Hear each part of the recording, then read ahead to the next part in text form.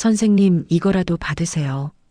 제가 가진 게 이것밖에 없어서 조금이나마 도움이 되길 바래요. 미래뷰티그룹 본사 로비. 수십 명의 직원들이 오가는 퇴근 시간, 남루한 차림의 노인 앞에 한 여자가 무릎을 꿇고 앉아 있었습니다. 27살 계약직 사원. 그녀는 자신의 전 재산 30만 원을 두 손으로 공손히 내밀고 있었습니다. 그 30만 원은 이번 달 월세 전부였습니다. 다음 월급날까지는 2주일이나 남아 있었고 내일 점심값조차 없는 상황이었습니다. 그런데 그녀는 몰랐습니다. 자신이 돈을 건넨 그 노인이 누구인지. 그리고 일주일 뒤 본사 정문 앞에 검은색 최신형 벤츠 승용차들이 줄지어 멈춰 섰을 때 그녀의 인생이 어떻게 뒤바뀌게 될지. 이 놀라운 반전의 전체 이야기가 궁금하시다면 잠시만 구독과 알림 설정까지 해두시면 새로운 이야기를 놓치지 않으실 수 있습니다. 자, 이제 시간을 일주일 전으로 돌려보겠습니다. 금요일 저녁 6시 미래뷰티그룹 본사 1층 로비는 하루 일과를 마친 직원들로 북적이고 있었습니다. 엘리베이터 앞에는 줄이 길게 늘어서 있었고 회전문을 통해 하나둘 건물 밖으로 빠져나가는 발걸음들이 분주했습니다. 평범한 금요일 저녁의 풍경이었습니다. 그런데 그 인파 사이로 남루한 차림새의 노인 한 명이 비틀거리며 사람들을 붙잡기 시작했습니다. 60 후반쯤 되어 보이는 노인이었습니다. 얼굴은 창백하게 질려 있었고 이마에는 식은땀이 송골송골 맺혀 있었습니다. 손은 마치 겨울날 떨림병 환자처럼 심하게 흔들리고 있었습니다. 도와주세요. 제발이요. 딸이 교통사고가 났는데 당장 수술비가 한 푼도 없어요. 노인의 목소리는 절박함으로 떨리고 있었습니다. 그는 지나가는 젊은 남자 직원의 팔을 붙잡고 애원하듯 말을 이어갔습니다. 하지만 남자 직원은 당황한 표정으로 노인의 손을 살짝 뿌리치며 고개를 저었습니다. 그는 재빨리 회전문 쪽으로 발걸음을 옮겼습니다. 노인은 다시 다른 사람에게 다가갔습니다. 이번에는 명품 핸드백을 든 여직원이었습니다. 아가씨, 제발 좀 도와주세요. 수술비가.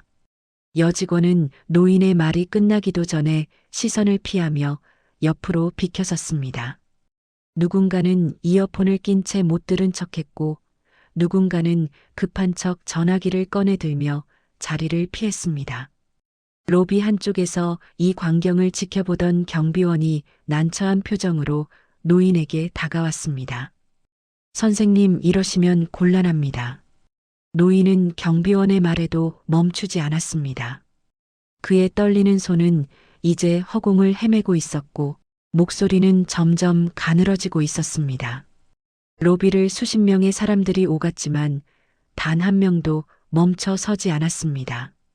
노인은 이제 거의 주저앉을 듯한 자세로 벽에 기댄 채 절망한 듯 보였습니다. 바로 그때였습니다. 지하 창고에서 올라오던 한 여자가 로비에 들어섰습니다. 윤서진, 27살, 미래뷰티그룹 마케팅팀 계약직 사원이었습니다. 그녀는 두 팔 가득 행사 자료와 샘플 상자를 안고 있었고 이마에는 땀이 송골송골 맺혀 있었습니다. 서진이 엘리베이터 쪽으로 걸어가다가 문득 발걸음을 멈췄습니다.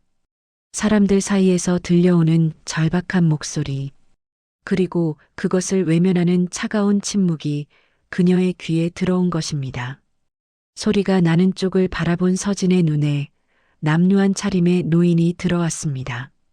노인은 벽에 기댄 채 손으로 얼굴을 감싸고 있었습니다.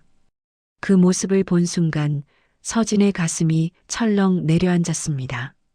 떨리는 어깨, 구부정한 등, 주름진 손, 모든 것이 5년 전 돌아가신 외할머니를 떠올리게 했습니다. 서진은 망설이지 않았습니다. 안고 있던 상자들을 바닥에 조심스럽게 내려놓고 노인에게 다가가 무릎을 살짝 굽혀 눈높이를 맞췄습니다. 선생님, 여기는 무슨 일이세요? 서진의 목소리는 부드럽지만 단호했습니다. 노인이 고개를 들어 서진을 바라봤습니다. 핏기 없는 얼굴, 초점 없는 눈동자, 입술 사이로 가는 신음소리가 새어나왔습니다. 서진은 노인의 손을 살짝 잡았습니다. 손은 얼음장처럼 차갑고 계속해서 떨리고 있었습니다. 딸이 교통사고가 났다는데 수술을 해야 하는데 돈이 없어요. 말을 잇지 못하고 노인은 다시 고개를 떨궜습니다. 그녀는 재빨리 일어서며 노인에게 말했습니다. 여기 잠시만 계세요. 제가 금방 다녀올게요. 서진은 엘리베이터 앞으로 달려갔습니다. 하지만 기다리는 사람들이 너무 많았습니다. 그녀는 곧바로 방향을 틀어 비상계단으로 향했습니다. 3층 사무실까지 계단을 뛰어 올라간 서진은 자신의 책상 서랍을 열고 지갑을 꺼냈습니다. 낡고 해진 가죽 지갑이었습니다. 외할머니가 서진의 20살 생일에 선물해 주신 것으로 벌써 10년째 쓰고 있는 지갑이었습니다. 서진은 지갑을 열어 안에 든 돈을 확인했습니다. 10,000원권 30장, 정확히 30만 원이었습니다. 이번 달 월급에서 월세와 공과금을 내고 남은 전부였습니다. 다음 월급날까지 2주일이나 남았지만 서진은 망설이지 않았습니다. 지갑에서 돈을 모두 꺼내 손에 쥐고 다시 계단을 뛰어내려갔습니다. 서진이 다시 1층 로비로 돌아왔을 때 노인은 여전히 같은 자리에 있었습니다. 서진은 숨을 고르며 노인 앞에 무릎을 꿇고 앉았습니다. 선생님, 서진이 노인의 손을 잡고 그 안에 돈을 쥐어주었습니다. 노인이 놀란 듯 손을 펴보더니 두 눈이 커졌습니다. 이게... 서진은 노인의 손을 두 손으로 꽉 감싸주며 말했습니다. 죄송해요. 더 챙겨드리고 싶은데 제가 가진 게 이것밖에 없어서요. 서진의 목소리는 따뜻하지만 단단했습니다. 그녀는 주머니에서 휴대전화를 꺼냈습니다. 어느 병원이에요? 제가 지금 택시 불러드릴게요. 노인은 떨리는 입술로 병원 이름을 말했습니다. 서진은 재빨리 택시를 호출하고 노인을 부축해 일으켜 세웠습니다. 건물 밖으로 나와 택시 승강장까지 걸어갔습니다. 마침 호출한 택시가 도착했고 서진은 노인이 차에 타는 것을 도와주었습니다. 노인이 차 안에서 서진을 바라보며 깊이 고개를 숙였습니다. 고맙습니다. 정말 고맙습니다. 노인의 목소리는 떨리고 있었고 눈가에는 눈물이 맺혀 있었습니다. 서진은 환하게 웃으며 손을 흔들었습니다. 따님, 수술이 잘 되길 바래요. 조심히 가세요. 택시가 출발하고 서진은 그 뒷모습을 한참 동안 바라봤습니다. 그리고 텅 비어버린 주머니에 손을 넣고 작게 한숨을 내쉬었습니다. 다음 월급까지 어떻게 버텨야 할지. 하지만 이상하게도 가슴은 따뜻했습니다. 서진은 그날 밤늦게까지 야근을 하고 주말 내내 라면으로 끼니를 때우며 버텼습니다. 그녀는 그 일을 누구에게도 말하지 않았습니다. 남자친구 태호에게도요. 그로부터 일주일이 흘렀습니다. 월요일 아침, 미래뷰티그룹 본사 앞은 평소와 다른 분위기였습니다. 건물 정문 앞에 검은색 고급 벤츠 승용차 여러 대가 나란히 줄지어 서 있었습니다. 출근하던 직원들이 차들을 보며 수군거렸습니다. 회장님 오시나 봐. 아침부터 임원회의 있나? 로비 안으로 들어선 사람들의 시선이 일제히 한 곳으로 쏠렸습니다. 메인 엘리베이터 앞에 서 있는 한 노인. 일주일 전 그날 로비에서 사람들에게 도움을 구하던 바로 그 노인이었습니다. 하지만 오늘의 그는 완전히 달랐습니다.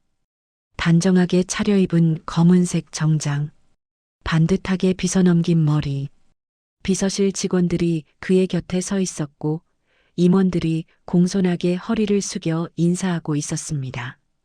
바로 그때 3층 마케팅팀 사무실에서 엘리베이터를 타고 내려온 서진이 로비에 발을 내디뎠습니다. 그녀는 오늘도 팔 가득 회의 자료를 안고 있었습니다. 하지만 평소와 달랐습니다. 서진이 고개를 들었을 때 그녀의 시선이 노인과 마주쳤습니다. 그 순간 서진의 발걸음이 멈췄습니다. 심장이 쿵 하고 내려앉는 느낌이었습니다. 손에 들고 있던 서류가 바닥으로 떨어졌습니다. 저분이? 서진은 믿을 수 없다는 표정으로 노인을 바라봤습니다. 일주일 전 자신이 30만 원을 건넸던 바로 그 노인. 하지만 지금 저 사람은 노인, 아니 강동원 회장이 서진을 향해 천천히 걸어왔습니다. 주변 직원들의 시선이 일제히 두 사람에게 쏠렸습니다. 로비는 순식간에 조용해졌고 서진의 귓가에는 자신의 심장 소리만 크게 들렸습니다. 강동원 회장이 서진 앞에 멈춰서서 부드럽게 미소 지었습니다. 우리 이야기 좀 할까요? 그의 목소리는 일주일 전과는 완전히 달랐습니다. 차분하고 힘이 있었습니다. 서진은 얼어붙은 채 그저 멍하니 고개만 끄덕였습니다. 회장은 서진의 어깨를 가볍게 두드리며 엘리베이터 쪽으로 안내했습니다. 최상층 회장실. 넓은 집무실 창밖으로 서울 시내가 한눈에 내려다 보였습니다.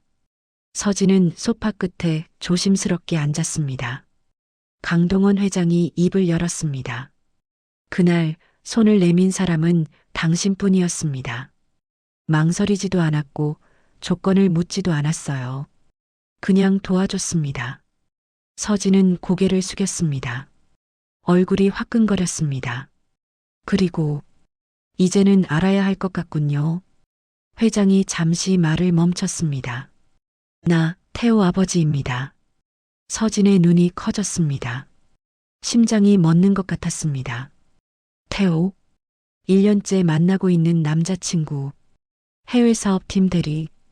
그가 회장의 아들이라는 사실을 서진은 전혀 몰랐습니다. 태호는 단 한 번도 자신의 집안에 대해 말한 적이 없었습니다. 그날 저녁 서진은 강동원 회장의 초대로 저택을 방문했습니다. 넓은 정원이 딸린 2층짜리 고급 주택. 전통과 현대가 조화롭게 어우러진 건물이었습니다. 거실에는 4사람이 모여 있었습니다. 강동원 회장, 태호, 그리고 단정하게 차려입은 중년 여성 1명. 이쪽은 제 아내 배수연입니다. 50대 중반으로 보이는 여성이 자리에서 일어나 고개를 끄덕였습니다. 단정하게 올린 머리, 절제된 화장, 고급스러운 옷차림. 배수연의 미소는 부드러워 보였지만 그 눈빛은 예리하고 차가웠습니다. 마치 상대를 관찰하고 평가하는 듯한 시선이었습니다.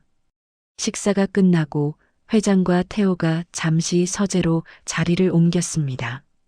급히 확인해야 할 서류가 있다는 이유였습니다. 거실에는 서진과 배수연, 단둘만 남았습니다. 배수연이 천천히 서진에게 다가와 옆에 앉았습니다. 두 사람 사이의 거리는 가까웠지만 그 사이에 흐르는 공기는 얼음처럼 차가웠습니다. 서진 씨, 배수연의 목소리는 부드러웠습니다. 당신이 우리 회장님을 도와준 것 좋은 일이었다고 생각해요. 배수연이 차잔을 들어 한 모금 마셨습니다. 서진은 숨을 죽이고 그녀의 다음 말을 기다렸습니다. 하지만 우리 집안과는 맞지 않고 또 하는 일도 계약직 신분으로는요. 말은 정중했습니다. 하지만 결론은 명확했습니다. 서진은 입술을 깨물며 고개를 숙였습니다. 가슴이 찢어지는 것 같았지만 아무 말도 하지 않았습니다. 며칠 뒤 서진은 본사 회의실로 호출되었습니다. 호출한 사람은 전략총괄 전무 강유진. 서진은 그 이름을 처음 들었습니다. 회의실 문을 열고 들어서자 30대 중반으로 보이는 여성이 창가에 서 있었습니다. 앉으세요. 커피 드릴까요? 유진은 직접 커피를 내려 서진 앞에 놓았습니다. 그리고 맞은편에 앉아 서진을 조용히 바라봤습니다. 윤서진 씨가 아버지에게 30만 원을 줬다는 이야기 알고 있습니다. 서진의 손이 멈췄습니다. 아버지. 그 말은 곧 이 여자가 태호의 누나라는 뜻이었습니다. 서진이 조심스럽게 고개를 끄덕이자 유진은 차분히 말을 이어갔습니다. 그 선택을 비난하지는 않겠습니다. 하지만 미담이 되는 순간 그건 조직의 독입니다. 서진은 숨을 멈췄습니다. 유진의 목소리에는 감정이 없었습니다. 차갑지도 따뜻하지도 않았습니다. 우리는 감동을 파는 회사가 아닙니다.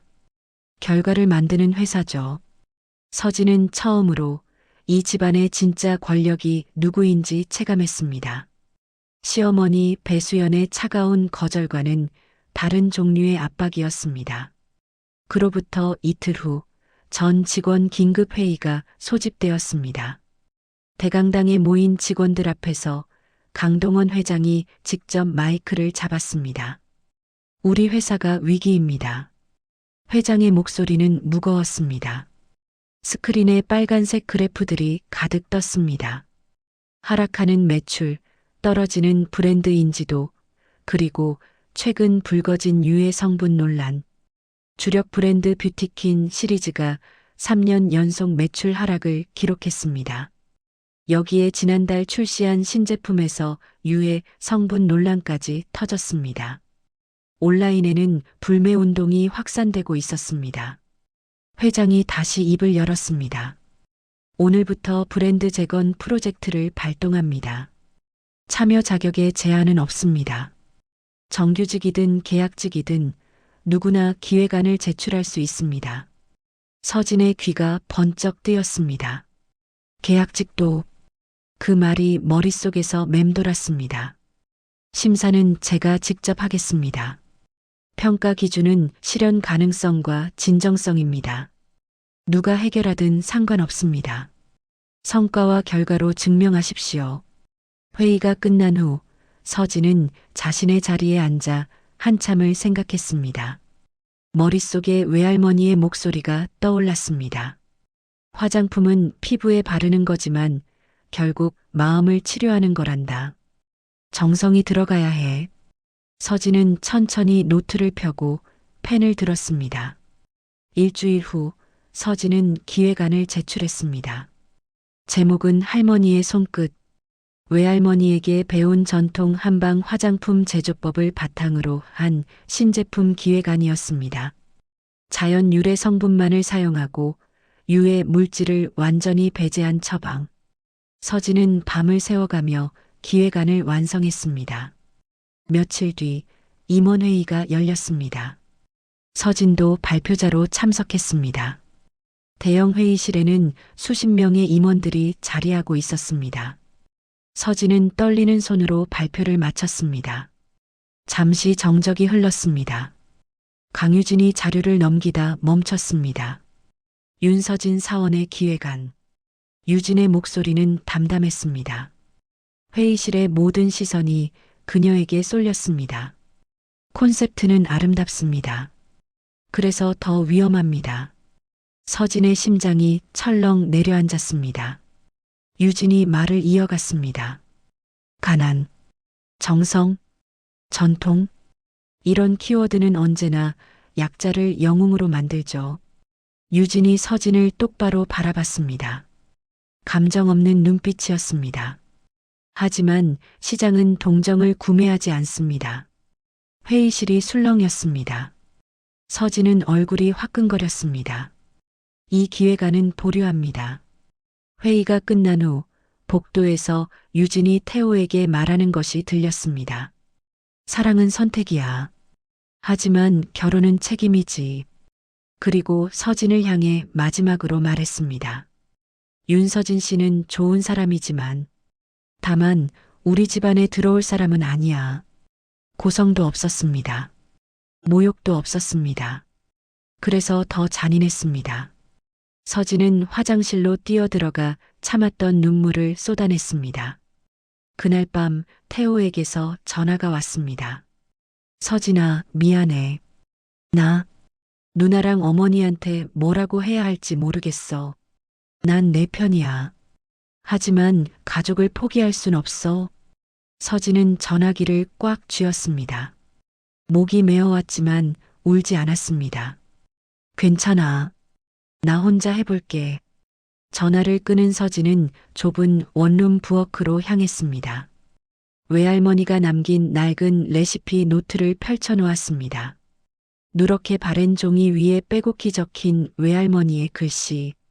서진은 한방 재료들을 하나씩 꺼내 배합하기 시작했습니다. 첫 번째 시도는 실패했습니다. 두 번째도, 세 번째도, 새벽 2시, 3시, 작은 원룸의 불빛은 꺼지지 않았습니다. 눈이 충혈되고 손끝이 갈라졌습니다. 하지만 서진은 멈추지 않았습니다. 아무도 도와주지 않는 밤, 오직 자신의 손으로 외할머니의 목소리가 귓가에 맴돌았습니다. 정성은 거짓말을 못한단다. 서진은 이를 악물고 다시 재료를 배합했습니다. 12번째 시도 끝에 서진은 마침내 시제품을 완성했습니다. 외할머니의 레시피를 현대적으로 재해석한 한방 에센스, 자연 유래 성분 100%, 유해 물질 제로. 서진은 떨리는 손으로 시제품을 회사에 제출했습니다. 2주일 후 품질 테스트 결과가 나왔습니다. 결과는 압도적이었습니다. 피부 자극 테스트 통과, 효능 테스트 최상위 등급, 외부 검증 기관에서도 놀라운 평가가 돌아왔습니다. 이 정도 품질의 자연 제품은 본 적이 없다는 반응이었습니다. 소문은 빠르게 퍼졌습니다. 계약직 사원이 혼자 만든 시제품이 역대급 테스트 결과를 기록했다고 복도에서 휴게실에서 사람들이 수군거리기 시작했습니다. 그리고 마침내 신제품 출시일이 다가왔습니다. 할머니의 손끝 시리즈. 출시 첫날 온라인 판매가 시작되자마자 서버가 터졌습니다. 오프라인 매장에는 줄이 길게 늘어섰습니다. 일주일 만에 초도 물량이 완판되었습니다. 한 달 만에 미래뷰티그룹 역대 최고 판매 기록을 경신했습니다. 온라인에는 후기가 쏟아졌습니다. 드디어 믿고 쓸 수 있는 화장품이 나왔다. 피부가 정말 달라졌다. 성분 하나하나가 다 자연 유래라 안심이 된다. 그리고 임원회의가 열렸습니다. 대형 회의실에 수십 명의 임원들이 모여 있었습니다. 강동원 회장, 배수연 부회장, 그리고 강유진 전무, 서진도 자리에 앉아 있었습니다. 손을 꽉 쥐고 심장이 터질 것 같았습니다. 강유진이 자리에서 일어섰습니다. 회의장이 조용해졌습니다. 제가 틀렸습니다. 짧은 한 문장이었습니다. 하지만 회의장 전체가 얼어붙었습니다. 강유진이, 저 완벽한 논리의 화신이 틀렸다고 인정하다니. 유진이 말을 이어갔습니다. 윤서진 사원은 감동을 팔지 않았습니다. 시스템을 만들었습니다. 서진의 눈이 커졌습니다. 숨이 멎는 것 같았습니다. 정성이라는 말은 누구나 합니다. 하지만 그것을 품질로 증명한 사람은 드뭅니다. 윤서진 사원은 해냈습니다. 저는 그 진심에 고개를 숙입니다. 회의장이 술렁였습니다. 그리고 배수연 부회장도 천천히 자리에서 일어났습니다. 그녀는 서진을 바라보며 조용히 고개를 숙였습니다. 아무 말도 하지 않았습니다. 하지만 그 한 번의 고개 숙임이 어떤 말보다 무거웠습니다. 서진의 눈에서 외할머니에 대한 감사에 눈물이 흘러내렸습니다.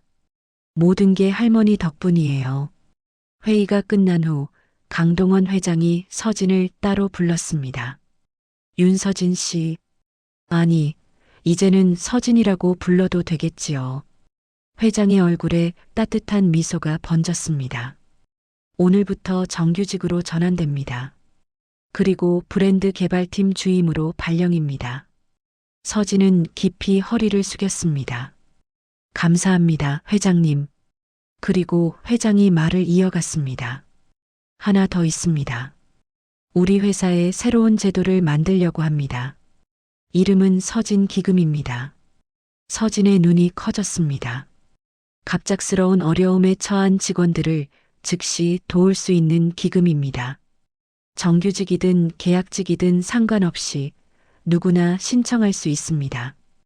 회장이 서진을 바라보며 말했습니다. 그리고 그 기금의 첫 번째 지원금은 정확히 30만 원으로 책정했습니다. 서진의 가슴이 뜨거워졌습니다. 30만 원. 그날 자신이 낯선 노인에게 건넸던 바로 그 금액. 월세 전부였던 그 돈이 이제 제도가 되어 돌아온 것이었습니다.